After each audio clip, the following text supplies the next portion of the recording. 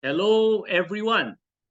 Good morning, good afternoon, good evening, and welcome to our webinar for this evening. My name is June Marfori, and I am an executive coach, a trainer and facilitator, a consultant, and also a director of POWERinU Training and Coaching Philippines. In behalf of POWERinU, I would like to welcome you to this complimentary webinar entitled Managing Your Career in Today's VUCA World. And I will not steal the thunder from our speaker because he will explain what VUCA actually means. So I know that it has been popularly made known in the last couple of decades, and perhaps a number of you actually do understand it. And if I may, Tonette, just very quickly introduce POWERinU before I hand over to you. Um, who is POWERinU? Well, briefly, we are a company anchored in our faith and our values. And in doing so, we actually collaborate to empower individuals and organizations to achieve sustainable results through value-adding strategic consulting solutions.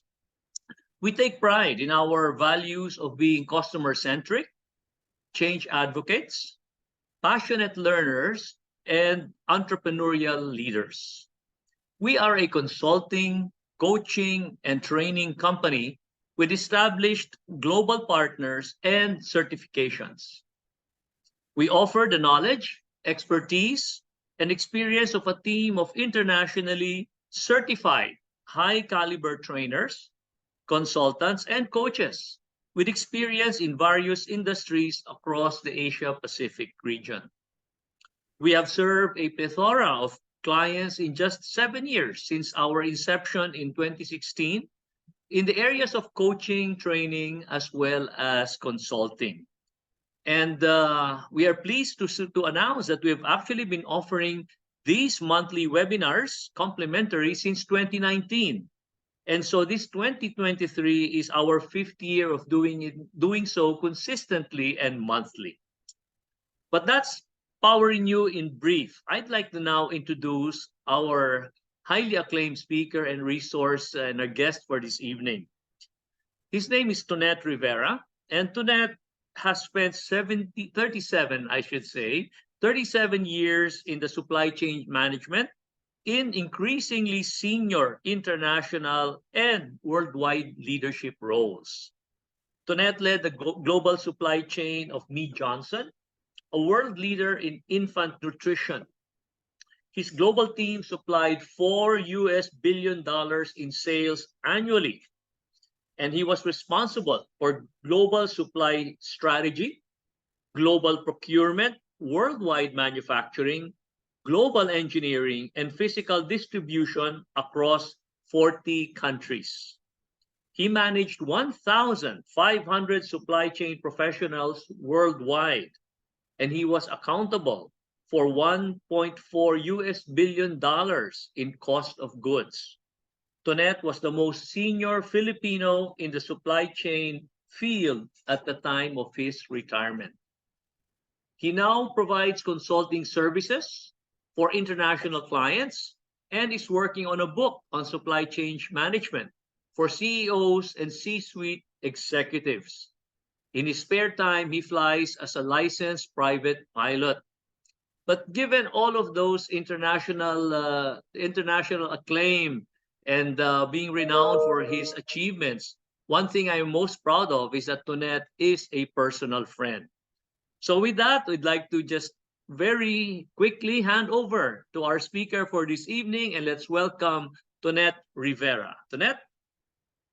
Thank you very much. Thank you, June, and I'm also very lucky to count you as a friend. And thank you for inviting me to this seminar, this webinar. Let me share my screen and just do a sound check so everyone can hear me well. We can hear you well, but we don't see your screen yet, Tonette. Yeah, that's because I haven't shared it with you yet. Okay. You just had to put a barb on it, right? But here we go. Here we go. We can see it, but not on presentation mode. Yeah, and there you go. All right. Thank you, Tonette. So again, welcome. at 7 p.m. on a Monday night. This is probably not your ideal way of spending your Monday night. So we'll try and make this as valuable as possible. When I look at the title of this presentation, I sometimes wonder whether everyone understands what VUCA means. So we're going to start by defining that, and then we're going to follow up with that by explaining what career is all about. I did get a question. Some of you submitted questions ahead of this, and one of you asked, "What is the benefit of having a career?" So I was a little bit thrown by that, but I will try and explain what the benefits are of planning your career, or more importantly, preparing for your career, preparing yourself for a good career advance. So first of all, what is VUCA? VUCA stands for volatility, or volatile, uncertain, complex, and ambiguous. Right? It's a term that was coined in the late 1980s, surprisingly, by the U.S. Army College. So volatile, what does that mean? So I'm going to speak a little bit in Tagalog also. Volatile is parang bulkan, right? Um, uh, there's a lot of danger in it. It could go anywhere, and you're not quite sure what's going to happen. There's a lot of uncertainty in today's world, probably more than at any other time, but maybe not. Maybe just as much as any other time. There's a lot of complexity in today's world also. Komplikado, hindi mo alam kung ano mangyayari, hindi mo alam kung anong solusyon. The answers are not very clear in today's world. And there's a lot of ambiguity also. Ambiguity is a little bit hard to say in Filipino. So I'm going to say, kuminsan tama, kuminsan mali, kuminsan pareho. Okay, so nakakalito. Ano ba ang tamang dapat gawin dito? It's ambiguous, right? There's no clear answer. What are examples of VUCA right now? Rapid disruptive technology change, right? So we all know about AI. It's growing very fast. We'll talk about that in a bit. Technology is changing very, very fast. Do you know that 90% of all scientists who ever lived are still alive? That's how many scientists have come out in recent years. Almost all of them are still with us. There are generational and cultural gaps in today's world. Hindi nagkakaintindihan yung mga bata, tanda, may kanya-kanyang lengguwahe. It's very hard for each generation to understand each other. And that creates complexity, that creates volatility. There are cultural gaps as well. Very different as the world begins to work together as a global entity. Japanese, different from Filipinos, different from Indonesians, different from Americans, and so forth. There are cultural gaps. Finally, globalization. So the whole world is coming together. In a few seconds, something that happens the other side of the world affects this side of the world. There's a war in Israel right now, or in the Middle East, and that's affecting global oil prices. You have to understand how that impacts you. There's a war in the middle of Europe. Most people don't really think about Ukraine being, in the middle of Europe, but Ukraine is affecting a lot of countries in Europe. It's very close to, it's next to Hungary, it's next to Poland. You can fly from Paris to Kiev, the capital of Ukraine, in just an hour, right? So it's right in the middle of Europe. There's a war going on, like there has never been before. So there's a lot of complexity in the world. There's a lot of volatility. It affects all of us. It affects commodity prices, affects your job, it affects companies. Let me talk about career. What are the benefits of having a career? That was the actual question. So I'm going to talk about a little bit about my career, not in all humility, not because I want you to know about what I've done, because like all of you, I've struggled with my own career in many ways. So this is what I've been through. I've worked in 6 companies. You can see 1, 2, 3, 4, 5, 6. The blue line represents the fulfillment, the happiness, the achievement, the satisfaction I got from each of those companies. And you can see my bukol dun sa number 5, right? There was a time when my satisfaction dipped significantly.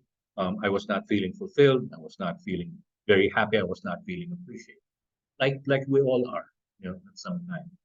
And I'll talk about that a little bit more. You can see also the green line, which is the value of the job that I have. So all in compensation, benefits, bonuses, stock options. And as you can see, as my career progressed, I did begin to earn more and more. And sometimes the green line was higher than the blue line. In other words, I was paid better than I felt about the job. Um, and I was very lucky that when I was feeling down in job number 5, I got a job offer for company number 6. And it was perfect timing. I wasn't really looking for a job, but I had an opportunity to join that company, which is Mead Johnson, Mead Johnson Nutrition. And my career progressed in such a way that by the time I retired, and as you can see at the bottom, I retired in 2017. I was a C-level executive. I was right up there with the CEO, the COO, Chief Financial Officer, the Chief Information Officer. So I was a Chief Supply Chain Officer at a global level. I reported to the CEO. I produced all the products that we sold worldwide, over $4 billion in sales for Mead Johnson globally. We sold in 40 countries, so I was in charge of all manufacturing, all distribution, all logistics, all procurement to distribute products in 40 countries. And I had 1,500 supply chain professionals. Very satisfactory job, very high stress, but I was very happy. We'll talk about stress in a moment. Why am I talking about this? Number one, you can't really plan your career. As you can see, it's not a straight projection upwards. Luck plays a big part in your career. But what you can do is shape your career, not actually plan it, but you can prepare yourself for unexpected twists and turns in your career. Careers are opportunistic, right? What opportunistic means is depende sa dadating na swerte. Okay, depende do sa opportunity na dadating. What you can do is you can't really plan for all those opportunities, but you can prepare yourself so that you're ready for all those opportunities. So here's career rule number 1, okay? And that rule is prepare yourself for leadership. Why? Why is that? Because he who knows how will always have a job. He who knows why will be the boss. As your career progresses, it will always go towards leadership. Let me talk about that a little bit more. All careers advance towards leadership. Right? Why is that? Because as a leader, you recruit superior talent. You create a team. You form a team. You don't have to be the smartest person in the room anymore. As you advance towards leadership, it is more important to get people who are smarter than you, who are just as smart as anyone else in the company. And your job is to build a virtuoso team, an all-star team, right? You, as a good leader, you share your vision, you drive performance, you make sure that your team is motivated, and most importantly, you serve your team. This is an alien concept to most people. A good leader is a servant leader, right? You don't have to be the most expert person in the room. Instead, you provide resources, you provide training and education for your team members, you give them space in which to work, you give them opportunities, and most important, you give them a reason to be happy. You give them the resources that they need in their job. You push them hard and you catch them when they fall. That's what a good leader does. Now, let me pause there before I go to the last item. You're already telling yourself, but I'm not a boss. I'm not the boss in my company. And I don't really think I can be a good leader. So isn't there a career that doesn't involve leadership? There is, right? But the truth of the matter is you get paid more and more for being a leader. As to whether you are not ready for leadership, some of you are parents, you have children in your family, or you have other dependents. Maybe you have elderly parents who are in your family. You're taking care of them. You're providing for them. You're the head of the family. If you're a dad or a mom, you're already a leader. Maybe you're in a church organization or a civic organization. Maybe you're in a political organization. You're already a leader. When you take this slide and you remove every word that says team and you substitute that for family or organization or whatever that is that you're leading, you Your job is to share a vision with your family. An example of a vision for your family is you tell your children, I want you all to be more successful than I ever was. I want you to get the things that I never had when I was your age. I want you to be even more successful and even happier than I ever was in my life. That's a good vision for a family. And when you have a vision like that, it's your job to lead your children to that vision. You drive their performance in school. You remind them that they have to do well in school. You want them to succeed. You want them to be better than you ever were.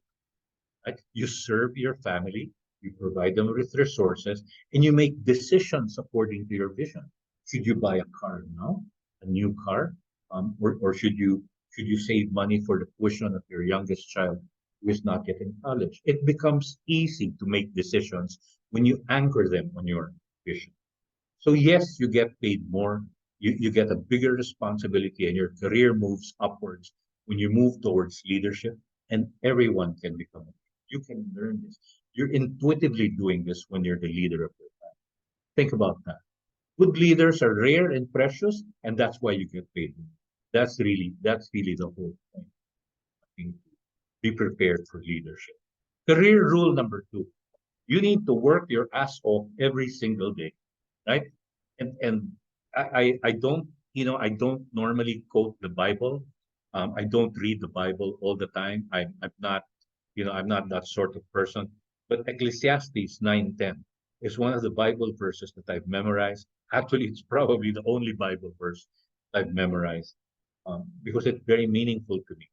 Ecclesiastes says, "Whatever thy hand findeth to do it with thy might, for there is no work, nor device, nor knowledge, nor wisdom in the grave where all of us are going." In other words, work your ass off now, because when it ends, it ends. You can't be successful when you're gone. You only have one life in the world. Make sure you're as happy, as joyful, as satisfied, and as fulfilled as you can be when your last day comes. Be the best that you can be. You hear this phrase all the time, but at the end of the day, when you come home from work, maybe you're tired, you're irritated, you're pissed off at the amount of work you have to do, you're exhausted, you're not satisfied. Take 1 minute to pause at the end of the day and think about, was I the best that I could be?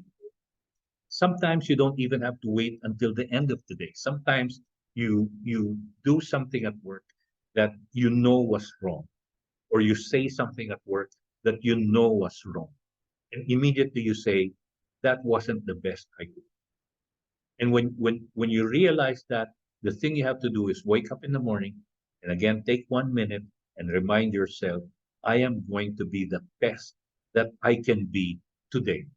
And you're competing against yourself. You serve your team, make sure that you give your team as much resources as they need to do their job, and then you work with your boss. This is really important. Okay, this is one of the best career advice that I can give. Your boss is your best friend in a company or in an organization. When you work with your boss, in the end, ibig sabihin, sumisip-sip ka. It means that you are helping him achieve his agenda. You are helping him be successful. You are working with him so that he trusts you to deliver what he wants to see out of you or your team. Work with your boss. Don't be a victim. What does don't be a victim mean? Sometimes you catch yourself saying, kasi yung amo ko bano eh. Di ba? Bobo naman yung amo, wala namang alam eh. Ako pa nagtuturo sa kanya. So, paano ko uudlad yan, di ba?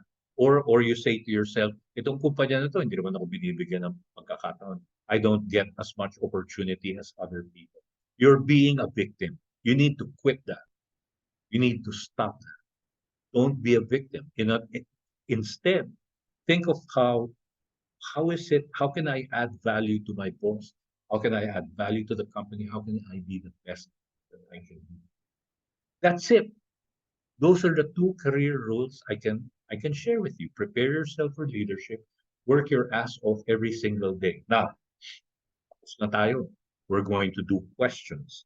And we did get questions from a lot of you before this even started. I prepared answers to your questions, and we will talk a little bit more about the detail behind these two rules. All right. First question was, how do you deal with volatility and uncertainty? You peg your vision for yourself, your vision for your team is what will guide you when the world is confused and complex and ambiguous. That's what will guide you towards the future. When you make decisions according to your vision, you're going to be more successful. Let me give you a clear example. So, we had a pandemic in 2020 that lasted until 2021.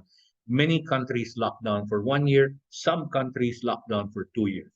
Some countries are still grappling with this, right?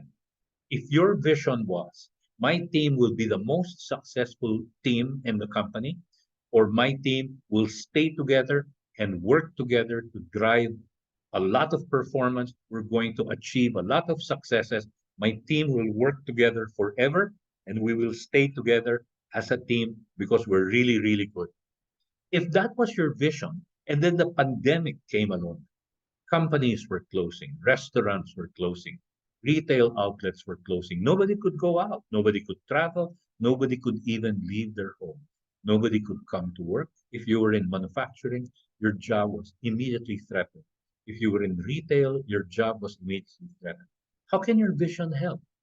Well, if you focus on your vision, you focused on your goal, you promised yourself, and you promised your team, my team will stay together forever and we will become very successful. If that was your vision, then you simplify the problem and say, the problem is my team might lose their, okay? And if you focus on that and you forget about COVID, you forget about lockdowns, you forget about all the other grief that the whole world is dealing with, confusion, complexity, ambiguity, volatility, and you focus on your vision. How can I help my team keep this? You're going to find a way. I know of two companies that found a way. I know of two bosses that found, or many, I know of many bosses. I'll give you two examples. One example. Give you one example. The head of manufacturing. When you're in manufacturing, you lose volume. Immediately, you lose a lot. You lose a lot of revenue, and they had to fire people. And the team leader of a manufacturing company went to his team and said, "Look, they're about to tell us that a lot of us are going to lose our jobs. Okay? How do we keep our jobs? I think we can keep our jobs if we all take a salary. Are you willing to take a pay cut? Maybe we can take a 25% pay cut, go back to the company and say, look, we're going to stay here with you. We're going to work with you. We're going to take less salary. We can cut your expenses." Another leader went into vacations. He talked to his team and said, look, some of you may want to take a month off. We're all going to take a month off without pay, and we're going to help the company that way. And we're going to tell them, you don't have to fire us. We're going to help you cut costs. He even told his team, those of you who are single, you don't have children, you don't have too many dependents, maybe you want to take 2 months off. And that will save one of the other workers, one of our colleagues, to not take any month off. So you could trade it off. You could all exchange vacations. That's one way of doing it.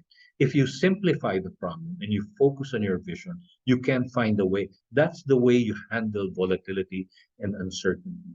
Focus on your vision and that of your organization. And don't forget yourself.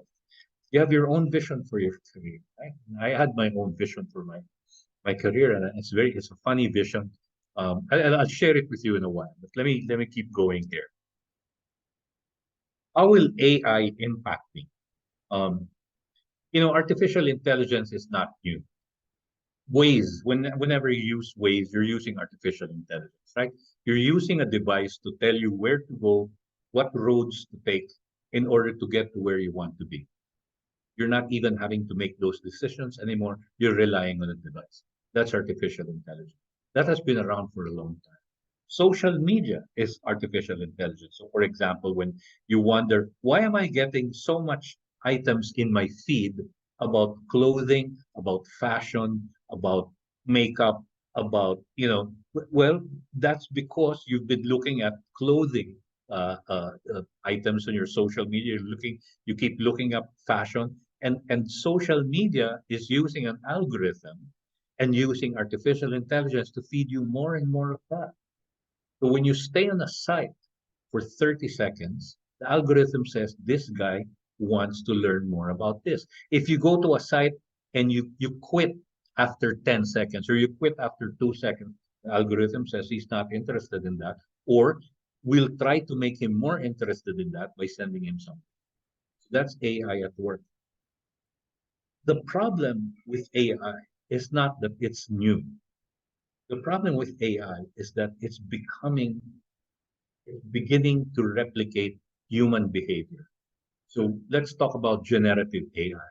One example is ChatGPT. Okay, ChatGPT, you give it a question like Google search. When you ask Google to search for something, Google will give you a list of links. Di ba? Yung kulay blue na link. So Google search will give you links. You want to learn more about this topic, you click on those links and you'll be able to read it. ChatGPT and other generative AI is not like that. Instead, they will create an answer to your question.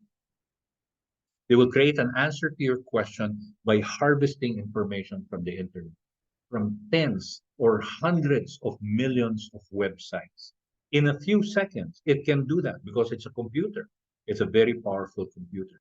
Sasalain yung buong internet, sagot, kaya assemble niya na parang ang sumasagot sa'yo, tao. Okay? But actually, it's coming from 200 million websites in the case of the chat. The problem is that it does not give you the sources. It's not like Google search. There's no attribution. It doesn't tell you where it's coming from. It doesn't tell you where those answers are coming from. It could be harvesting information from sites like QAnon or Pravda or a propaganda site of Hamas or a propaganda site of Ukraine or a propaganda site of Russia. You have no idea where it's getting its answers. And I'll give you one example. There are many, many examples of how ChatGPT is disrupting the entire internet. Is a disruptor. There's a fellow called Jonathan Turley. He was a law professor in college. Okay, this is just one example. One day, a friend called him up and said, "Have you checked the internet?" And he said, "Why?" "Because in the past few hours, your name has come up as a sex offender in your school." He was a law professor.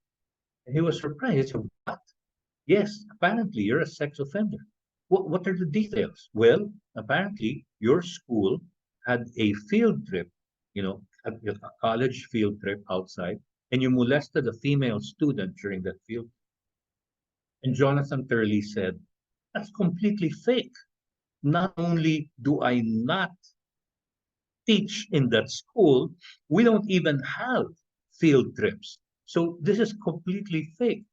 And his friend said, "But the chat GPT quoted an article from the Washington Post." And so they together they went and researched the article from Washington Post. And guess what? There was no such article. Chat GPT made it all up. Right now, OpenAI, the creators of ChatGPT, immediately pounced on that, and I'm sure they're working on a solution. But that's just one example. There are many, many examples how ChatGPT is creating fake items, fake information, and even cheating in order to get past captchas, in order to get into websites.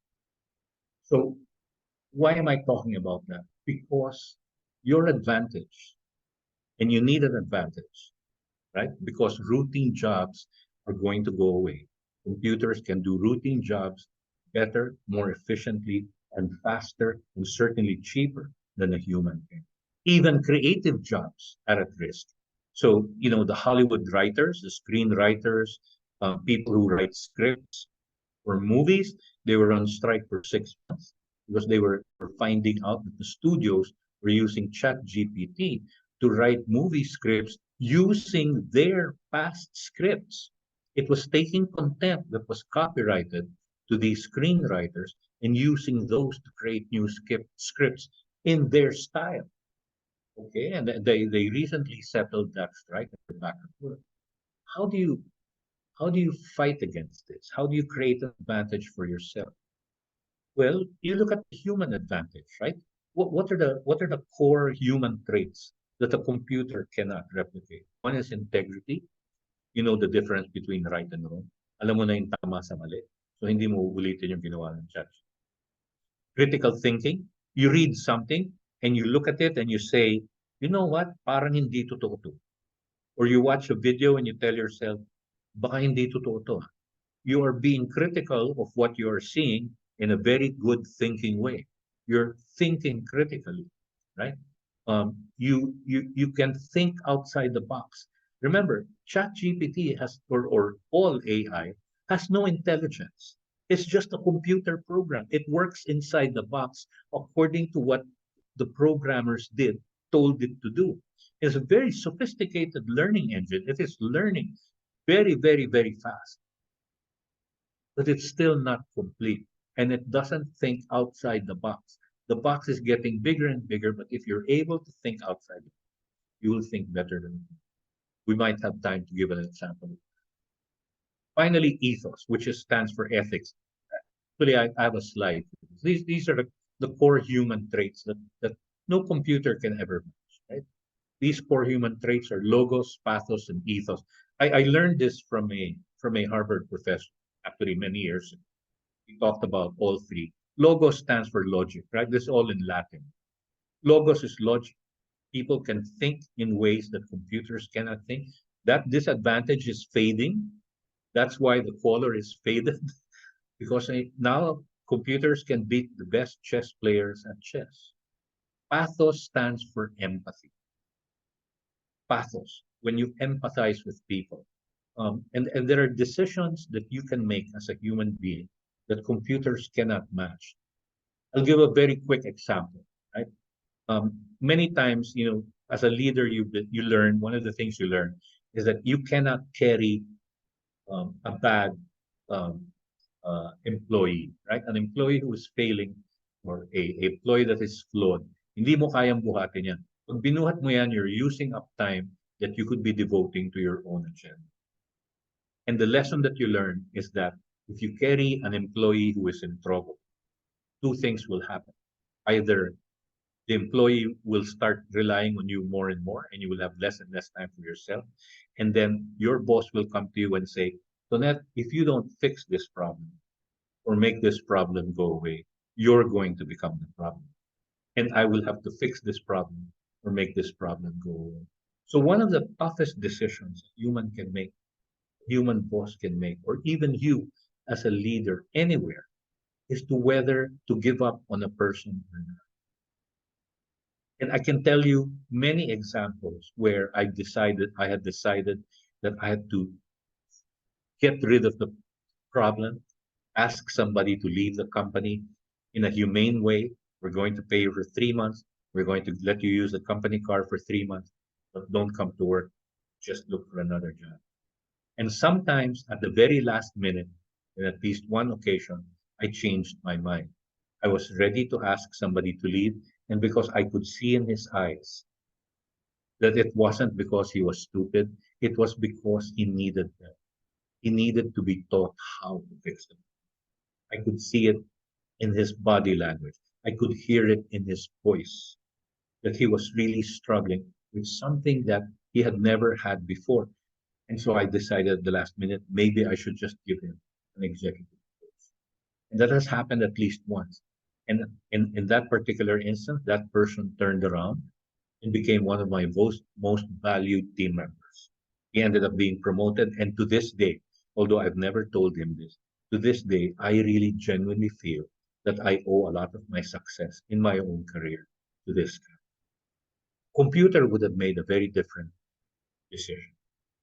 Empathy with people, empathy with the customer, empathy with your colleagues, empathy with your boss is something that a computer can never. If you have empathy, if you're critical thinking, and if you have ethics, you know the difference between right and wrong, you're not going to do things that a computer might have. This is the advantage you have. The human traits that the computer cannot replicate is the only advantage you have. You're working against AI. Don't work against it, work with it, but understand that the computer has no brain. It really isn't feeling anything. Therefore, you have that. Somebody asked me Do companies take in walk-in applicants? He wanted to apply at a company. It was after the deadline. He said, "Can I just walk in and say, look, I missed the deadline. I didn't give you my resume." And I'll tell you a story on this. Uh, One of the best people I ever hired was a walk-in applicant. He came into the office and he told the receptionist, "Look, I work for company X. I want to work for me, Jones." And the receptionist was surprised. And she said, in what field are you working? And he said, "I'm in supply chain." And the receptionist said, "Well, the head of global supply chain is in this country right now. He's normally out of town because he's always attending meetings, but he happens to be here. Let me see if he is free." And she came to me and I said, "Sure, I'll talk to him, maybe half an hour." And surprisingly, we had his resume on file. And so I was able to look at it and I said, "This guy looks good." And when we talked to him, I asked him, my very first question was something like, "Tell me something that you know about this company that we are about to do that is strategically wrong." I was looking for a strategic planning director, you see. And he immediately answered, "You're planning to do this and this and this, and I think it's wrong because of this, this, and this." And I was blown away. I was blown away because I didn't even think anyone knew about that plan. It wasn't secret. We weren't keeping it secret. This guy had researched us so well that he knew where we were going, and he had an idea of why it was wrong, and he explained it very well. And I looked at our HR head, who was in the meeting with me, my global HR head for supply chain, and I said, can you excuse us for a while?" I told the fellow, and I asked him, and I told my HR head, "What do you think?" And he said, "I think you should hire this guy." And I said, "I think so too." And only 5 minutes had gone by. And then we we sent him to Chicago, talked to the CEO. To make a long story short, the CEO said, "I think you need to hire this guy, but you don't have a budget. You don't have a position for this guy. So you're going to have to get rid of someone in order to accommodate." And I did. I didn't get rid of someone. I took the best guy that I had, the guy we just turned around that I talked about. I moved him to another department. I promised him, "I'm going to get you back as soon as I justify you. Right now, I'm going to give you to another department so that you can learn new things." And sure enough, after we hired the new guy, a year went by. We justified the new position, and I got my position. Now we had a very, very. I'll give you another example, basketball example, right? Let's take three players. So three players that you probably all know: Michael Jordan, Kobe Bryant, all right, LeBron James. Who do you think scored the most among the three of them? Who scored the most three-point baskets? Right? Somebody scored 581 three-point baskets in his career. Can you guess who it is? Michael Jordan, Kobe Bryant, or LeBron James? It was Michael Jordan. 581 three-point shot. Number two, LeBron James. Number three was Kobe Bryant. Kobe Bryant scored 1,800 three-point shots in his career. Fortunately, he's no longer with us, so rest in peace, Kobe. But he scored three times as much as LeBron or Jordan from the three-point area. And they all converted at 33%. One third of their shots went in. How is it that Kobe scored three times as many baskets when their conversion was the same? How could they score? How could he score more if only one third of his shots were going in? And of course, the answer is he took more shots. He took more shots at the basket. You miss a lot, you make a lot, right? You try a lot, you gotta take the shot. So to whoever it is, and I've got your name, but whoever it is who asked this question, and this is not true just for application. This is true every decision you make in your career. Take the shot. Make an attempt. Maybe you'll score, maybe you won't. But you won't blame yourself in the future for having. I know of someone, personally know of someone who joined the United Nations. And he told them he's willing to take an assignment anywhere. So, oh, okay, we'll send you. They sent him to Madagascar. They've sent him to In Africa, they sent him. Right now, he's in Afghanistan.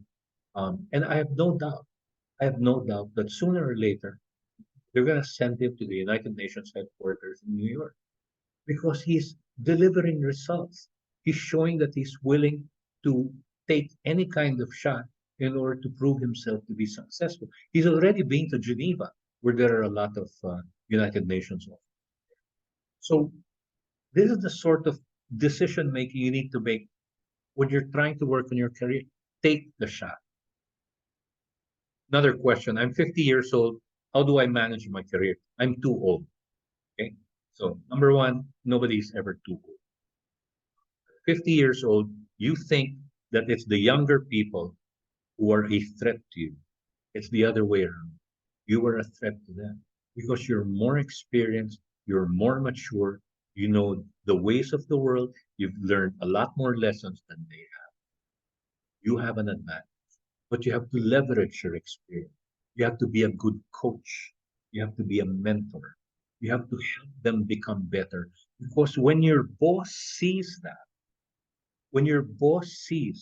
that you're trying to help the team and people in the team, it is exactly what he wants to see in a boss. And he knows that you are probably ready for higher responsibilities because you're trying to help other people become better than you. Just like a father or a mother is trying to make his sons and daughters better than them, you're trying to make your colleagues better than you. I have a short clip here. Ronald Reagan, right? He was the president of the United States in the 1980s. Maybe none of you, some of you don't even know him, but he became famous because he was an actor. In fact, he had a very good sense of humor. And during the presidential election debate between him and his rival, Walter Mondale, who was a lot younger than him, the debate moderator asked Ronald Reagan, "Don't you think you're too old to become president? Aren't you? How are you going to handle the stresses of presidency if you're too old?" Right? So you can listen to what Ronald Reagan said in reply. Is there any doubt in your mind that you would be able to function in such circumstances? Not at all, Mr. Truitt, and I want you to know that also I will not make age an issue of this campaign. I am not going to exploit for political purposes my opponent's youth and inexperience. So I'm not sure if everyone heard that. I may have not shared the sound, but he asked Ronald Reagan, "Aren't you too old for this?" And Ronald Reagan said, "Well, you know what? I am not going to make age an issue in this campaign. I am not going to exploit the inexperience and youth of my political rival in order to win this campaign." When you have your opponent laughing and you have your debate moderator laughing, panalo ka na. Okay, panalo ka na. So again, it just highlights the fact that when you're older, you're more experienced, you're more mature, and that's an advantage. Last questions. Last two slides. Somebody asked, when is it time to change my career? The answer is on your own terms. Don't wait for someone to change your career for you. Okay? Remember the guy that I hired who walked in? Eventually, he moved to another company, and he was working for a CEO. He was now the head of supply chain for a very large region of the world. And he was working for a CEO who did not speak English. The CEO spoke only Chinese. And because the region was China, that's not surprising. The problem was the guy that we're talking about did not speak Chinese. He spoke other languages, but not Chinese. The CEO did not speak Chinese. So they could never communicate with each other. All the advice that I gave you is about working with your boss, using your boss as your friend, making sure that you fulfill the agenda of your boss, making sure that you win the trust of your boss, all goes away when you can't even talk to him. You can't even talk. So this guy that we're talking about learned by accident that the company was looking for his replacement. So he confronted HR and said, "Is it true that you're looking for my replacement? Because I heard about it by accident." And HR had to admit, HR could speak English. Okay. And HR said, "Yes, it's true. The CEO had made a decision that we should find a replacement. And instead of just allowing them to change his career like that, he fought back and he said, "Well, you can go ahead and terminate me, but you're going to have to pay me for that." Because he lived in a country in Europe where people are protected from arbitrary job changes. Okay? And this company that he lived in allowed him to challenge them. And he took them to court, and he didn't even have to fight them in court because they gave way immediately. They said, "Okay, we're really sorry. We should have told you first. We should have, you should have had a chance to be coached and mentored. And it's not really your fault because we don't really speak English." And they paid him what he asked for, a very large amount. So don't let someone end your career. Do it on your own terms. He did it on his own terms, and he's working on other projects now. He's working on other employment, and it's something that he was very successful. Somebody said, "How do you deal with stress in your career?" There will always be stress points. Some stress points are good. You can have good stress, where you're challenged, where you're excited, where you're competitive, and you have bad stress where it's just completely exhausting. And my answer is that the way I dealt with it was to find a hobby. What is the hobby that really makes you happy? Maybe you like to read. Maybe you like to sing. Kung gusto mong kumanta, bumili ka ng karaoke. Kumanta ka buong weekend. Di ba? Find the hobby that you love to do and use that to bust your stress. Give yourself a break. Be very happy on weekends or Sundays or whatever. That's how you deal with stress. Come back to work refreshed, sharpen the saw, as they said. Work-life balance. Maybe it's golf. Maybe it's swimming. Maybe it's diving. Maybe it's something else. I have a master's degree, one person asked, but I'm not being promoted. That's unfair. Well, first of all, you're being a victim, right? Don't say it's unfair. It is what it is. And a master's degree is not an entitlement. In order to get promoted, you need to deliver results. You need to become trustworthy. You need to be a valued member of your boss's team. Then he's going to say, "This guy, I need to keep this guy with me." When your boss gets promoted, he will bring him with. You need to be promotable, which means you need to be delivering results. Results are more important than efforts. Don't forget that. Efforts don't really count. Results are. Somebody working in finance asked, "How do I become a CFO, Chief Financial Officer?" My quick answer is right now, even before you become a CFO, you need to start thinking and deciding like a CEO. Because when they promote an excellent finance guy into a CFO position, and this goes for any other promotion, from secretary to secretary to, right? Or from finance manager to chief financial officer. They're always looking to fill the next higher job. So you're a finance manager. If you're thinking and acting like a CEO, if they can see that you have the potential for the next higher job, they'll promote you to the next. How to be promoted? As I've said, focus, focus on your goals, simplify the problems, solve the problems, deliver results, earn trust, and make sure you have a successor. That last one is really important, and I'll wind up with that. Right? You know how promotions really happen? Bosses don't wake up in the morning and say, "Should I promote Tonet now or not?" That's not how it works. They don't wake up in the morning asking themselves, "What can I do for Tonet's career?" They don't do that. Instead, what happens is that in the bathroom or in the car or in the elevator, the boss will ask you. So, for example, the boss will ask, "Hey, Tonet, how are you doing?" We're in the bathroom. We're doing our bathroom thing. And it doesn't last very long, right? The boss says, "How's John doing?" And I'll say, "He's doing very well. He's delivering very good results. And I'm actually thinking of promoting him." And your boss says, "Yeah, I agree with you. I think we should think about where we can put him, where he will have higher responsibilities we need to put." And then your boss says, "But Isn't he working on this project that's really important? Is there somebody else who can do that? And my answer is, actually, no. He's the only one who really knows how to do that. Siya lang eh. Siya lang yung pwede nating asahan dyan kasi eksperto talaga siya. And then, of course, the bosses. Hindi natin pwedeng i-promote. We can't promote him. He has to finish that project first. What about Mary? How is Mary doing? And in that moment, in that short conversation, John lost his chance because he didn't have a successor. Make sure that you're grooming a successor. You're teaching someone who can take over from your job. You're helping that guy progress, and you're helping your own. Last slide. Nobody asked about globalization. In 10 seconds, the world is now a single entity. You are competing against global talent, whether you're an executive or you're a programmer or you're an airline pilot or whatever.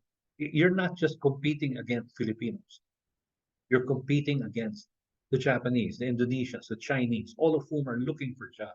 You're competing against the British. You're competing against Germans. You're not only competing with global talent, you're competing against global ideas. Understand that you have to keep up. You have to keep up with global talent, global knowledge, global ideas. Read. Read about the world. Be curious about the world. Be curious about what's happening. Sustainability, you need to learn this. Okay, sustainability, sometimes you think it's all about the environment. It really isn't. It's about the environment. It's about child labor. It's about social aspects of employment. It's about governance. It's about compliance. That's what sustainability is. Remember the guy who walked in, who became one of my most valued employees, and when he lost his job, because he left his job before they could fire him. One of the job offers he got was from a tobacco company, and he hates that. He hates, smoking as a vice. He said, and I asked him, "Why are you even considering this? Don't you hate tobacco?" And he said, "I do, but this company is reinventing itself from being a tobacco company, a cigarette company. They now want to become a health company, and I'm thinking I want to be part of that." That's important because in his CV, in his resume, it will look very, very good because it's a health. It's a transformation from a vice company into a health company. Again, sustainability, right? Social norms, compliance. Work from home. Okay, nobody asked me about work from home, and I promised this topic. To be honest, it's disappearing. Okay, there are many, many articles. Here's one article about it. The job market is for the job market for remote workers is shrinking. This is from the Wall Street Journal. Why? Because fewer employers feel the need to offer remote working as a promise. Because more and more people are looking for jobs. They're going to take any job, even if it means going to the office. And in reality, this was a pandemic, right? It wasn't really sustainable. There's another article, The Economist, that proves with statistics, with information, with data, that people who work from home are less productive, but they work longer hours. Why? Because they have to feed the cat, they have to take the dog for a walk, they have to pick up their children from school. So they end up working late instead of focusing on the job like they would have been if they're in an office. They're less productive, but they're working longer. It's not good for people. So this is changing.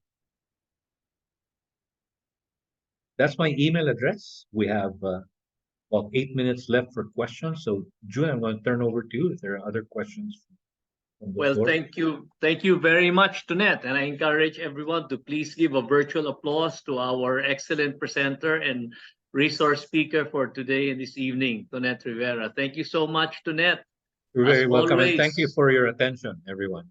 As always, Tonet, excellent engagement and excellent presentation.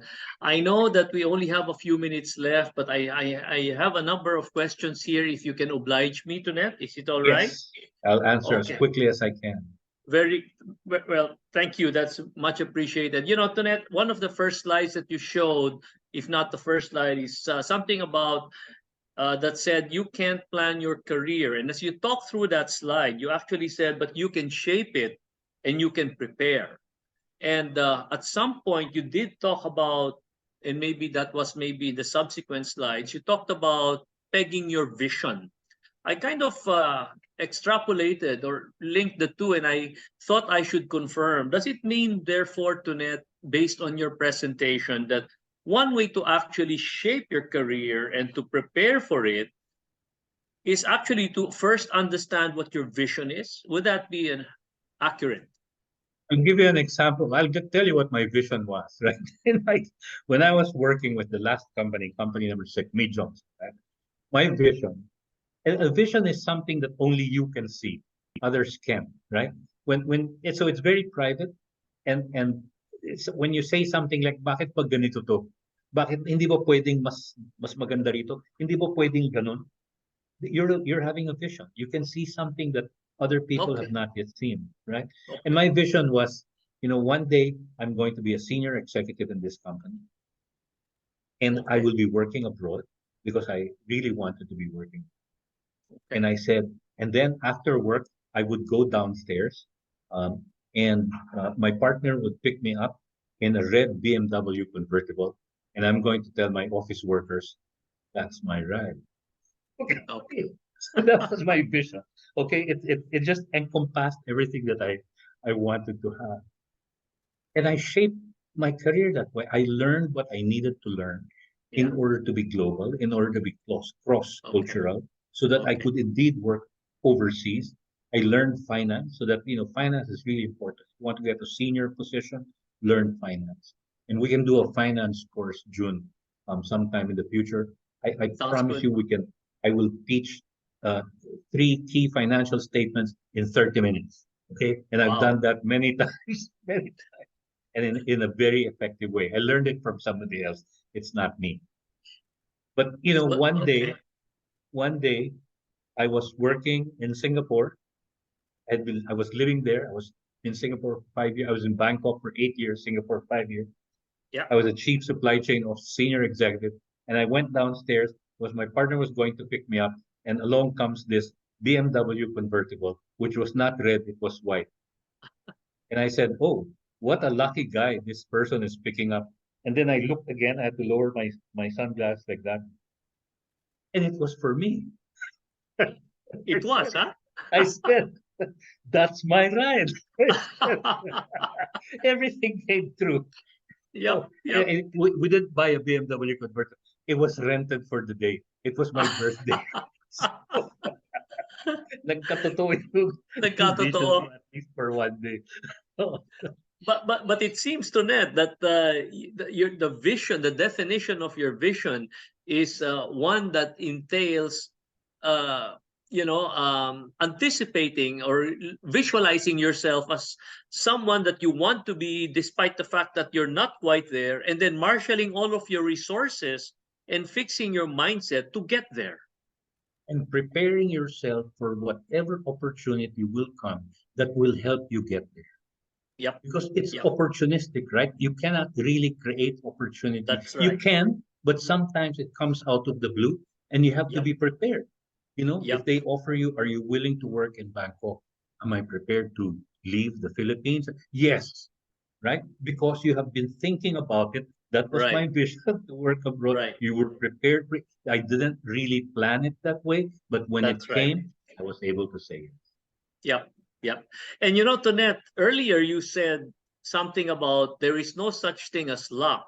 For people like you and me who have been in the workforce from like maybe 3 to 4 decades back, I remember a management guru defining luck as being ready when the opportunity knocks. That's exactly it.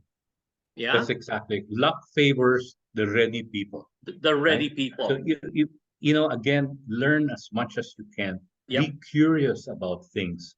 Right. And I say this especially to, generations since probably the 1980s. In many ways, they have chosen to simply stop consuming information, Mm. right? And instead, they have opinions. You could tell somebody, the sun rises in the east, and the answer you'll get is something like, "That's your opinion." So, why is that? some people think that the world is round, is an opinion, right? And that's, the reason for that is that it used to be easier to read than to write. Yeah. Because in order to write, you have to be a journalist, right? In order to be published, you have to be. Now with social media, you can write an opinion and publish it worldwide with one click of your mouse. That's right. And so what has That's right. happened is that people have stopped reading and they just have opinions, and they think their opinion is as good as the opinion of Encyclopedia Britannica, or is as good as the opinion of Wikipedia. So, That's right. be curious about the world, learn as much as you Okay. can, Okay. Okay. and that's how you prepare. Yeah, and I appreciate your last comment, Tonette, because I remember seeing a CNN article before that said that the mother of innovation and creativity is actually curiosity. Yes. And so when one is curious and begins to ask, is there a different way of approaching it or different way of doing things, that actually gives birth to creative and new perspectives. Okay. Clearly, you have listened to me talk about this before. I wonder where. I wonder where. Well, Tonette, probably we'll squeeze in. I know it's 8:01, and I beg the indulgence of our participants, but I hope that they have found this to be engaging. If they will oblige us, Tonette, I'd just like to ask one more question, then we'll go for a quick wrap up. So if you can answer this question in a minute or two. You did spend a lot on logos, pathos, and ethos, and I'd like to talk about pathos a bit because you talked about it as empathy. And I guess the question here now is that whether you are already a leader, or you are aspiring to be a leader, or you simply want to excel in where you are and manage and navigate through VUCA and excel, the question is, how do you develop more empathy? How do you develop heart? How do you develop pathos? Tonette, quickly. In 30 seconds, you need to do this. First, why do you need to? You need to do this because you need to be human. Okay. Computers can do many things except become human. Yeah. You need to be human, so you need to be empathy. You have to have empathy. What does it really mean? Ang hirap tagalugin yan ng empathy. Hindi yan awa. Awa is sympathy. Malasakit. Malasakit yan, makibagay. Okay? Yeah. Pwede mong maintindihan kung ano yung problema ng tao at paano mo siya pwedeng tulungan. Yan ang empathy. You understand where he is coming from, and you are able to discern whether you can help him, or is he better off in another place? Is he better off with another boss? If you understand what his problem is, what his deficiency is, and you can help him fix that, you are beginning to empathize with him. And a computer can never do that. Okay. Well, thank you very much, Tonette. Thank you so much. And once again, from our audience, maraming salamat, Tonette. Thank you for enlightening us. Thank you for a wonderful, engaging hour. However, all good things even need to come to a close. So, Tonette, maraming salamat. We hope to hear from you on finance for the non-finance sometime very soon. So please hang on, dear participants. Yes, Tonette. Let me just say a few closing remarks, and so you don't miss out, please subscribe to POWERinU.com.ph to get updates on events, webinars, and free resources from POWERinU and our partners. And please note, everyone who registered in this webinar will automatically get an invite to POWERinU's webinar on December 6, 2023. And we'll share with you soon a little bit more information. Even you, Tonette, might want to join in on December 6th. Our speaker will be Steph Sanyo. He is an executive director and board treasurer at Coro Clean Energy Philippines, and he is a director of projects and investments at Multiworld International. His areas of expertise are on strategic management, corporate planning and execution, and operations and process management. So we are all excited to hear him on December 6th, and we would be honored if, Tonette, you could join in as well. Before we officially end, we would like to request for 10 seconds of your time to answer this short poll so that we can get your feedback. Please scan the QR code in the screen or click the links we sent in the chat box, and your responses will help us further improve. So thank you in advance for your feedback. So once again, everyone, Tunette and all of our dear attendees in this webinar, thank you for joining us. Thank you for gracing us this evening, and we hope to see you again in our last webinar for 2023 on December 6. Maraming salamat. Magandang gabi po. Thank you, Tunette. Good night. Thank you. Thank you very Thank much. you, You're welcome. everyone. Thank you, Good Sir evening. June. Good evening. Good evening, good morning, good day. Maraming salamat. Tunette, Bye. see you next week, Tunette. Will do.